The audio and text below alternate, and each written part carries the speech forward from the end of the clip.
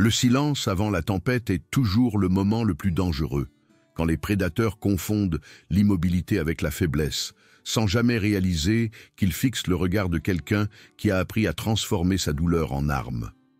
Sophie Dubois avait survécu à 3 lycées différents en 2 ans, chacun laissant des cicatrices invisibles qui lui avaient enseigné de précieuses leçons sur la nature humaine. Maintenant, se tenant devant l'imposante façade de briques du lycée Rive-Gauche, elle sentait le poids familier de l'anxiété se poser sur ses épaules comme une couverture de plomb. L'air matinal de septembre portait le parfum de la peinture fraîche et de la nouveauté. Mais Sophie savait qu'il ne fallait pas se fier aux premières impressions.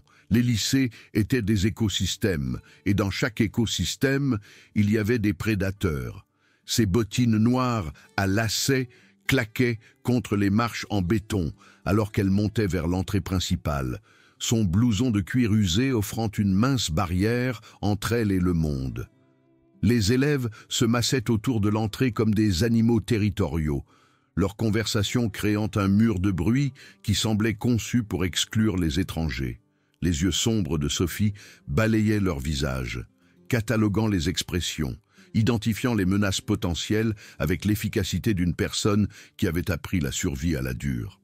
Les couloirs du lycée Rive-Gauche s'étendaient devant elle comme les artères d'un organisme massif, vibrant de l'énergie d'un millier d'adolescents naviguant dans leur propre drame personnel. Des néons bourdonnaient au-dessus de sa tête, projetant des ombres dures qui rendaient chaque visage anguleux et menaçant. Les murs étaient tapissés d'affiches de motivation présentant des photos d'étudiants divers, souriants, avec un enthousiasme fabriqué, leur message sur la gentillesse et l'inclusion ressemblant à des plaisanteries cruelles dans cet environnement. Le premier cours de Sophie était chimie avancée, et elle se glissa au dernier rang, avec la grâce fluide de quelqu'un habitué à se rendre invisible. Madame Lemoine, une femme d'une 50aine d'années aux cheveux grisonnants et aux yeux fatigués, jeta à peine un coup d'œil sur la feuille de présence en appelant les noms. Quand elle atteignit Sophie Dubois, Sophie leva légèrement la main, juste assez pour être reconnue sans attirer l'attention. La matinée passa dans un flou d'introduction, de programme et de la danse particulière des adolescents établissant des hiérarchies sociales. Sophie observa tout cela avec un intérêt détaché, notant la rapidité avec laquelle les alliances se formaient, la cruauté avec laquelle les marginaux étaient identifiés et marqués pour l'exclusion. Elle reconnaissait les schémas parce qu'elle les avait vécus auparavant, à Marseille, à Lyon, à Toulouse. Les visages changeaient, mais la cruauté restait remarquablement constante. À l'heure du déjeuner, Sophie avait déjà identifié les acteurs clés de l'écosystème social du lycée Rive-Gauche. Il y avait les populaires, beaux et cruels, à parts égales, qui commandaient le respect par la peur et la manipulation sociale. Il y avait les sportifs, dont la domination physique se traduisait en monnaie sociale. Il y avait les intellos, qui survivaient en étant utiles à ceux au pouvoir. Et puis il y avait les parias, les brisés, les cibles. La cantine du lycée Rive-Gauche était un théâtre de la cruauté adolescente. Ces tables rondes, disposées comme des arènes, où des batailles quotidiennes pour la suprématie sociale se jouaient sur de la nourriture industrielle et du jus de fruits. L'air vibrait de conversations ponctuées de rires qui portaient souvent des sous-entendus de méchanceté. Sophie prit son plateau méthodiquement, choisissant un sandwich au jambon beurre, une pomme et une bouteille d'eau avec la même attention qu'un soldat pourrait utiliser lorsqu'il choisit ses armes. Elle trouva une table vide près des fenêtres, où la lumière naturelle adoucissait les néons et offrait une vue dégagée sur la majeure partie de la cantine. C'était une position stratégique, une position qui lui permettait de surveiller les menaces potentielles tout en paraissant désinvolte et inconsciente. Elle déballa son sandwich lentement, prenant de petites bouchées pendant que ses yeux scannaient continuellement la pièce. C'est alors qu'elle les remarqua. 3 garçons étaient assis à une table centrale comme des rois tenant cour, leur présence attirant l'attention de tous ceux qui les entouraient. Le chef était immédiatement reconnaissable à la façon dont les autres gravitaient autour de lui, à la confiance de sa posture, à l'éclat calculateur dans ses yeux bleus clairs. Antoine Lefèvre était grand et mince, avec des cheveux blonds parfaitement coiffés et le genre de traits ciselés qui suggérait une bonne génétique et de meilleurs soins dentaires.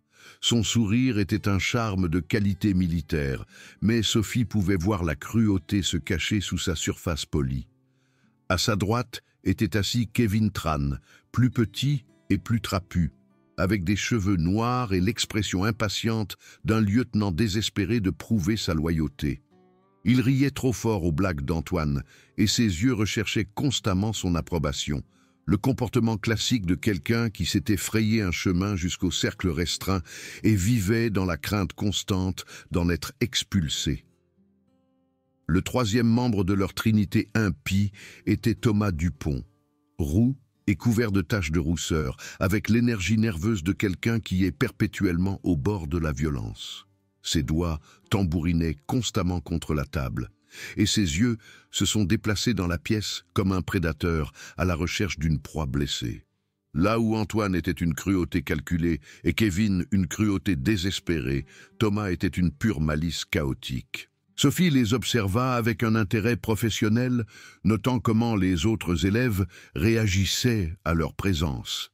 Certains s'approchaient avec des offrandes de nourriture ou de potins, des hommages pour assurer leur propre sécurité.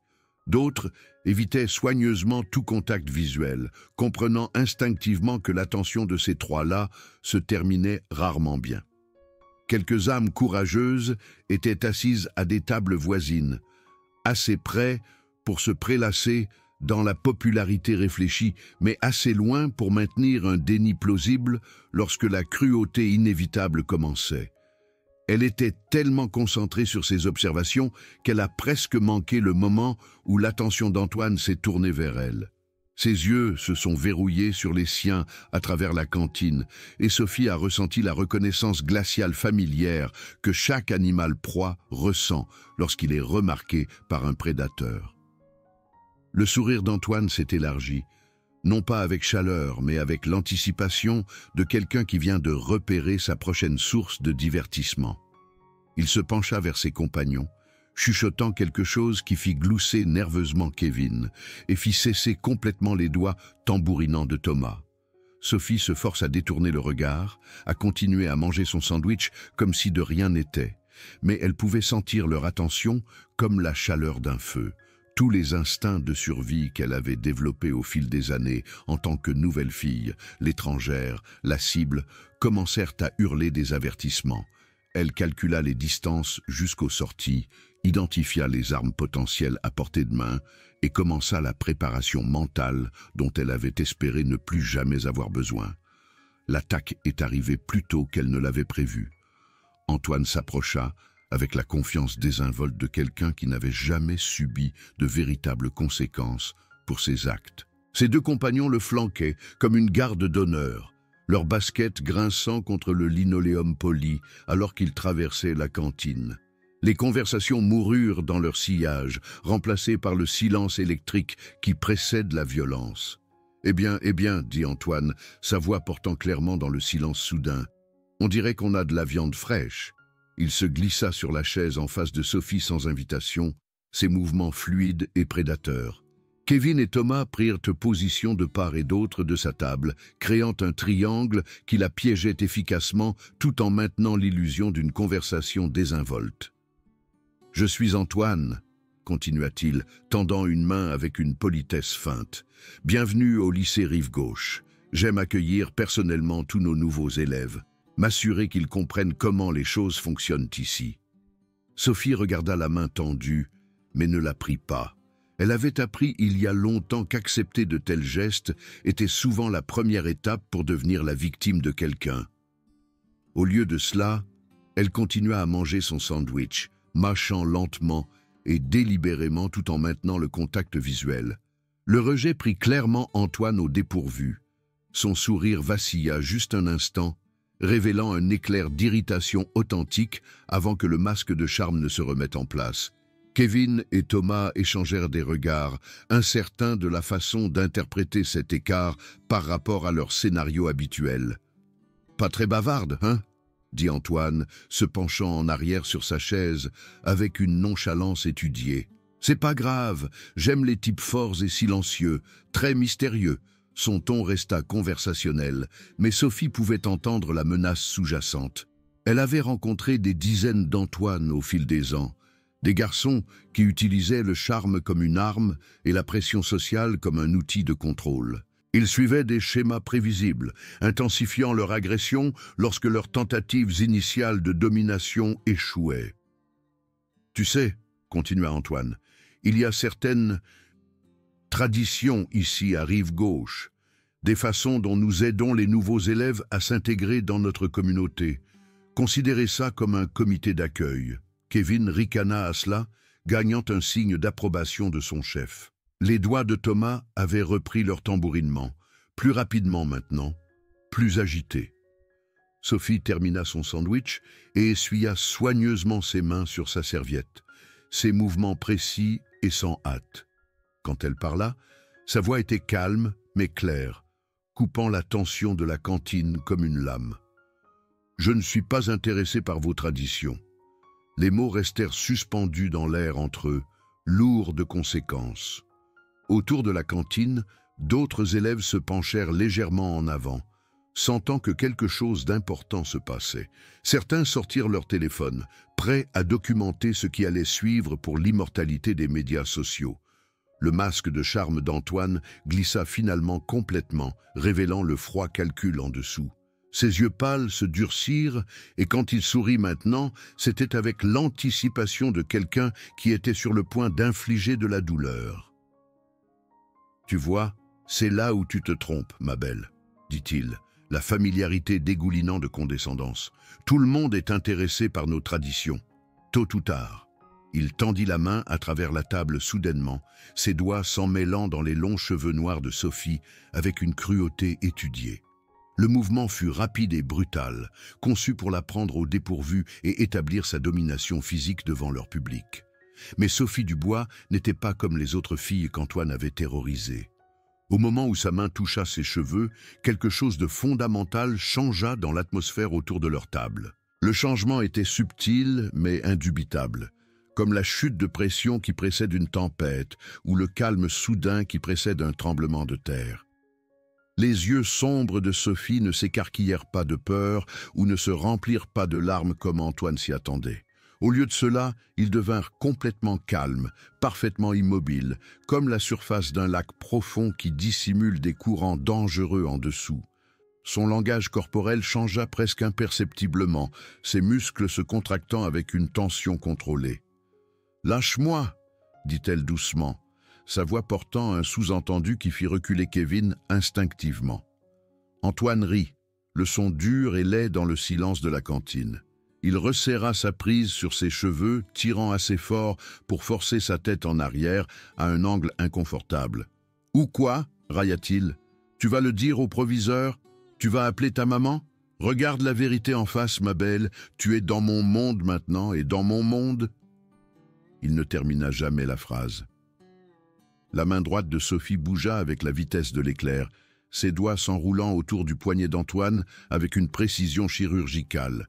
Sa prise trouva les points de pression exacts que les maîtres d'arts martiaux passent des années à apprendre à identifier, et elle appliqua une force avec l'efficacité calculée de quelqu'un qui s'était entraîné pour ce moment toute sa vie. La technique qu'elle utilisa s'appelait kotegeshi en aïkido, un jet de poignet qui redirige l'énergie d'un attaquant contre lui. Mais l'exécution de Sophie fut modifiée, améliorée par des années d'études de multiples disciplines d'arts martiaux et tempérée par le genre de rage concentrée qui ne vient que lorsqu'on est poussé trop loin, trop de fois. Le cri d'Antoine traversa la cantine comme une sirène, aigu et désespéré et totalement différent de tout ce qui était jamais sorti de sa gorge auparavant. Le son était la douleur rendue audible, le choc exprimé, et il figea tout le monde dans la pièce, comme une photographie. Sophie se leva de sa chaise avec une grâce fluide, sa prise ne se relâchant jamais alors qu'elle continuait la progression naturelle de la technique. Le corps d'Antoine suivit le chemin de la moindre résistance, ses genoux heurtant le sol avec un son comme du bois qui se brise. Son visage se tordit d'agonie, alors que son poignet se pliait d'une manière qui violait l'anatomie de base. Le craquement, lorsque son poignet finit par se casser, fut audible dans toute la cantine, un bruit sec qui sembla résonner sur les murs. Le cri d'Antoine atteignit une nouvelle octave, désespéré et primal, le cri de quelqu'un qui éprouvait une véritable impuissance pour la première fois de sa vie. Kevin et Thomas restèrent figés, la bouche ouverte alors qu'ils regardaient leur chef invincible, réduit à une épave sanglotante, sur le sol de la cantine. L'ensemble de l'écosystème du lycée Rive-Gauche avait été bouleversé en moins de 10 secondes, et aucun d'eux ne savait comment traiter ce qu'ils étaient en train de voir. Sophie maintint sa prise pendant un autre moment, ses yeux scannant la pièce pour s'assurer que tout le monde comprenait la leçon enseignée. Quand elle relâcha finalement le poignet d'Antoine, il s'effondra complètement, berçant son membre brisé contre sa poitrine, tandis que des larmes coulaient sur son visage. Le silence qui suivit fut profond et électrique, chargé du genre d'énergie qui change tout. Les élèves qui se tairaient, de peur quelques instants auparavant, fixaient maintenant Sophie avec quelque chose qui ressemblait à de la crainte. L'ordre social du lycée Rive-Gauche venait de subir un séisme, et tous ceux qui étaient présents savaient qu'ils étaient témoins de l'histoire. Sophie ajusta la bretelle de son sac à dos avec la même précision désinvolte qu'elle avait utilisée pour détruire le poignet d'Antoine. Sa respiration resta régulière, son pouls normal, comme si casser des os était simplement un autre élément sur sa liste de choses à faire quotidienne. Elle baissa les yeux sur Antoine avec quelque chose qui aurait pu être de la pitié, puis laissa son regard balayer Kevin et Thomas. « Votre tradition est terminée », dit-elle doucement, ces mots portant dans tous les coins de la cantine silencieuse. Elle se dirigea vers la sortie d'un pas tranquille, ses bottines claquant contre le sol dans un rythme qui ressemblait à un compte à rebours. Les élèves s'écartèrent devant elle comme des vagues, créant un chemin clair vers les portes. Certains la regardaient avec peur, d'autres avec admiration, mais tous la regardaient avec la reconnaissance qu'ils venaient d'assister à la naissance d'une légende. Derrière elle, Antoine continuait à sangloter sur le sol, tandis que les professeurs commençaient enfin à se précipiter vers la scène. Mais Sophie savait que les vrais dégâts avaient déjà été faits. L'histoire de ce qui s'était passé à la cantine du lycée Rive-Gauche se répandrait dans toute l'école comme un feu de forêt, devenant de plus en plus élaborée à chaque récit, jusqu'à atteindre le statut de mythe. Alors qu'elle franchissait les portes de la cantine, Sophie s'autorisa un petit sourire. Elle n'avait jamais voulu être la fille qui cassait des os et brisait les hiérarchies sociales. Mais parfois le monde nous impose de tels choix. Parfois, la seule façon de cesser d'être une proie est de devenir le prédateur. Les couloirs du lycée Rive-Gauche semblaient différents maintenant, moins menaçants et plus comme ce qu'ils avaient toujours été. Juste des couloirs dans un bâtiment où les adolescents jouaient à leur jeu de domination et de soumission. Mais maintenant, ces jeux avaient de nouvelles règles, et tout le monde devrait les apprendre. Pour la première fois dans 3 lycées et d'innombrables rencontres avec des brutes, Sophie Dubois avait trouvé sa paix, non pas par la soumission ou l'évitement, mais par le simple expédient de démontrer que certaines tempêtes sont trop dangereuses à provoquer. La légende de ce qui s'était passé ce jour-là la suivrait pendant le reste de son temps au lycée Rive-Gauche. Mais ce serait un type d'attention différent de celui qu'elle avait l'habitude de recevoir. Au lieu de l'attention prédatrice des brutes à la recherche de cibles faciles, elle commanderait désormais le respect méfiant de ceux qui comprenaient que sous son extérieur calme se cachait quelque chose de bien plus dangereux qu'ils ne l'avaient jamais imaginé. Et dans la cantine derrière elle, alors que les professeurs aidaient Antoine à se relever et commençait le processus d'appel des ambulanciers, des parents et des administrateurs, une nouvelle compréhension commençait à s'imposer. Le lycée Rive-Gauche ne serait plus jamais tout à fait le même endroit qu'il avait été ce matin-là, car parfois, il suffit d'une seule personne prête à se défendre pour tout changer. La tempête était arrivée au lycée Rive-Gauche et elle s'appelait Sophie Dubois.